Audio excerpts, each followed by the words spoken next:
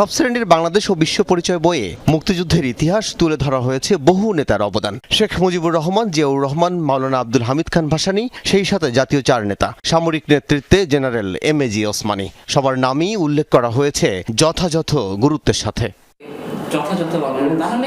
স্বাধীনতার পর অন্তত 7 বার পরিবর্তন হয়েছে মুক্তিযুদ্ধের বয়ান। আওয়ামী লীগ সরকার পতনের পর পাঠ্যপুস্তক সমন্বয়ে কমিটিতে থাকা অধ্যাপক সামিনা লুৎফা জানান, আগের পাঠ্যপুস্তক বিশ্লেষণ করতে গিয়ে নানান রকম অভিজ্ঞতা হয়েছে তাদের।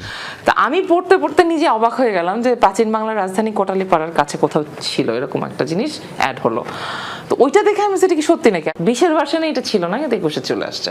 এই একটা লাইন কোত্থেকে আসলো, এটা একটা প্রশ্ন হইলো আমাদের। এমন ইচ্ছাকৃত একপাক্ষিক ইতিহাস থেকে বের হওয়া কতটা চ্যালেঞ্জ ছিল? বঙ্গবন্ধুর সমান সাইজের ছবি আর একজনেরই ছিল, সেটা হচ্ছে জেনারেল জগজিৎ সিং অরোরা। বাকি যে নেতারা ছিলেন তারাও তো অগুরুত্বপূর্ণ না, তাদের কারো ছবিই ছিল না, কারো সম্পর্কে কিছু লেখা ছিল না। এই জিনিসগুলো আমাদের লিখতে হয়েছে।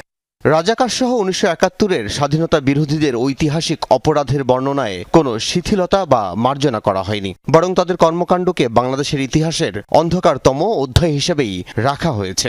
যদিও এখনো ঘাটতি রয়েছে বলে মনে করেন পাঠ্যপুস্তক সমন্বয় কমিটির সাবেক এই সদস্য। পশ্চিম পাকিস্তানিদেরকে সাহায্যকারী বাঙালিরা তো ছিলেন, রাজনৈতিক দল ছিল, জামাতে ইসলামী ছিল, নেজামে ইসলামী ছিল, ইসলামী ছাত্র সংঘ ছিল, যারা যেই 3টা জায়গা থেকেই মূলত রাজাকার, আল বদর এবং আল শামস গঠিত হয়েছিল, তাই তো? এখন এই যে কথাটুকু আমি আপনাকে বললাম, এই কথাটুকু যদি বইতে না থাকে তাহলে কিভাবে হবে?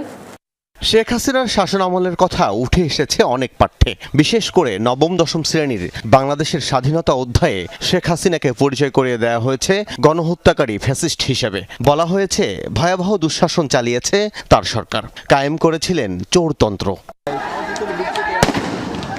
2024 সালের জুলাই আন্দোলনকে বাংলাদেশের স্বাধীনতার ধারাবাহিকতা হিসেবেই তুলে ধরা হয়েছে। 1971 সালের মহান মুক্তিযুদ্ধের মধ্য দিয়ে যে গণতান্ত্রিক ও বৈষম্যহীন দেশের আকাঙ্ক্ষা তৈরি হয়েছিল, 24-এর শিক্ষার্থী জনতার গণ অভ্যুত্থানকে বলা হয়েছে তারই একটি আধুনিক ও চূড়ান্ত বহিঃপ্রকাশ।